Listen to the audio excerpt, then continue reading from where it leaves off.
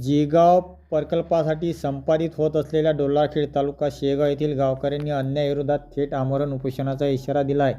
भूसंपादन प्रकरण 12/2022 अंतर्गत गावातील वडिलोपार्जित घरे संयुक्त मोजणी करण्यात आली. मात्र या मोजणीमध्ये नमुना 8 मध्ये नोंद असलेल्या घराबाबत मोठ्या तफावती आढळून आल्याचा आरोप गावकऱ्यांनी केला आहे.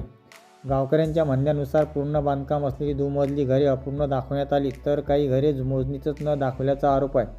तसेच भूमी अभिलेख विभागाच्या नोंदी व नमुना 8 यामध्ये विसंगती असल्याचे गावकऱ्याचे म्हणणे आहे.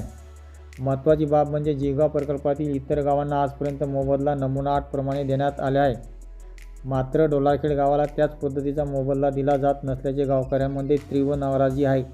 या संदर्भात गावकऱ्यांनी जिल्हाधिकारी कार्यालय बुलढाणा तसेच सर्व संबंधित अधिकाऱ्यांना निवेदन दिले आहे.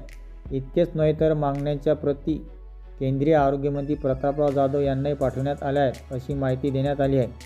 नमुना 8 प्रमाणे मोजणी व मोबदला मिळावा, अन्यथा आम्हाला आंदोलनाचा मार्ग स्वीकारावा लागेल, असे गावकऱ्यांचे म्हणणे आहे.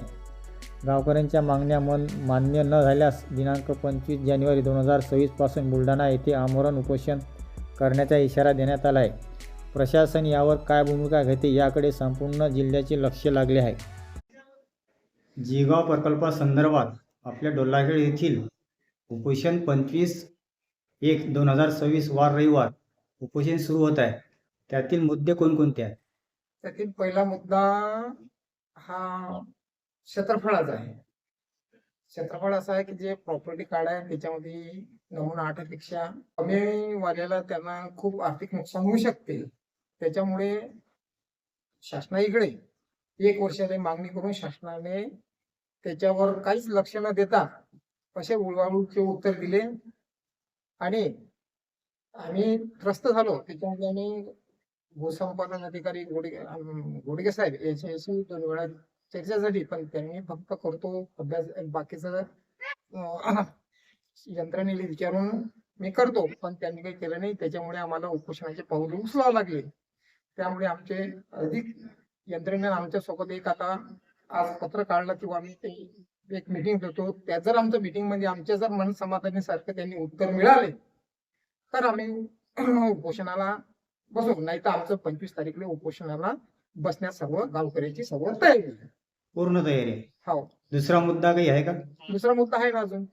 ज्यांचे बांधकाम डबल दुमजली आहेत, पण त्या जीएमआर वस्तू तिथे म्हणजे जी संयुक्त मोजणी झाली त्यावेळेस त्याचे दोन्ही मजले तयार असताना संयुक्त मोजणीच्या अहवालामध्ये त्यांचा फक्त एकच ताल आला. त्याच्यामुळे त्यांचं बी आर्थिक नुकसान असल्यामुळे त्यांची बी अशी एक दुसरी मागणी हे आहे.